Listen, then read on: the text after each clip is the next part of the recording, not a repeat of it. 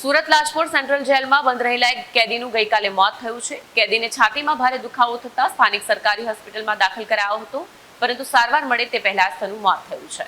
Surat Lajpore central જેલમાં બંધ રહેલા એક કેદીનું ગઈકાલે મોત થયું છે। મૃતકની ઓળખ સદામ હુસેન ઉર્ફે ઇરફાન અબ્દુલ અઝીઝ રાયણી તરીકે કરવામાં આવી છે। આરોપી ઉંમર વર્ષ 2021માં એક 12 વર્ષની બાળકી સાથે દુષ્કૃત્ય કરવાનો ગુનો નોંધાયો હતો અને તેને આજીવન કારાવાસની સજા ફટકારવામાં આવી હતી। પ્રાથમિક તપાસમાં જણાવ્યું છે કે રાયણીને સવારે છાતીમાં ગંભીર દુખાવાની ફરિયાદ મળતા જેલ અધિકારીઓએ તેને તરત હોસ્પિટલ દાખલ કર્યો હતો। હોસ્પિટલમાં પહોંચ્યા બાદ તાબડતોડ સારવાર શરૂ કરવામાં આવી, પરંતુ કેટલાય સમય પછી તેનું મોત થયું। જેલ પ્રશાસન તરફથી આ પ્રકારની વિગતવાર તપાસ શરૂ કરવામાં આવી છે। મૃતદેહનું પોસ્ટમોર્ટમ કરી કારણોની જાણ કરવામાં આવશે। કેમેરામેન હકીમ શેખ સાથે વસીમ હાસમીનો રિપોર્ટ, આઝાદ ન્યૂઝ, સુરત। જેલ ખાતે એક કસ્ટોડિયલ ડેથનો બનાવ બનેલો છે, જે સંદર્ભે અત્યારે હાલમાં સિવિલ હોસ્પિટલ ખાતે એના ઇન્ક્વેસ્ટ પંચનામાની કાર્યવાહી કરવામાં આવેલ છે, જેમાં વિગત એ રીતેના છે।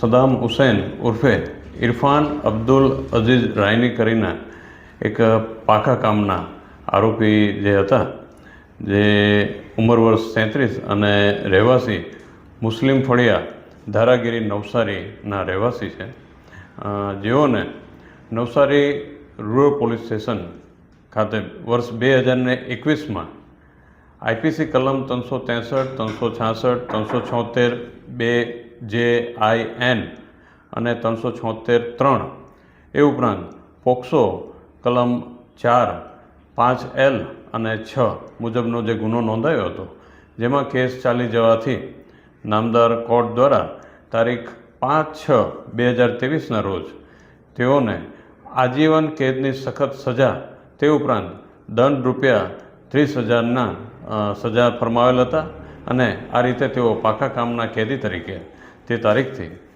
લાજપોર જેલ ખાતે બંદીવાન હતા, જેઓને આજરોજ સવારે 11 વાગે જે કહેવાય કે એમના અચાનક ખભાના ભાગે દુખાવો ચાલુ થતાં ફરજ પરના જે ડૉક્ટર શ્રી મનીષભાઈ હતા, તેઓએ એના કન્સલ્ટ કર્યા અને તેઓને વધુ સારવાર અર્થે જેલના ગાર્ડના જાપ્તા સાથે તુરંત જ સિવિલ હોસ્પિટલ ખાતે મોકલી આપેલા હતા, જ્યાં કલાક 12-15 વાગે આજરોજ તેઓને ડૉક્ટર શ્રી અંકિતભાઈ નાઓ દ્વારા મૃત જાહેર કરવામાં આવેલા હતા, જેથી તેના આગળની જે પણ ઇન્ક્વેસ્ટની કાર્યવાહી જે માનનીય શ્રી SDM સાહેબ અત્યારે હાજર છે તેઓના દ્વારા હમણાં કરવામાં આવેલી છે અને આગળની જે તપાસ છે તે અમારા દ્વારા ચાલુમાં છે।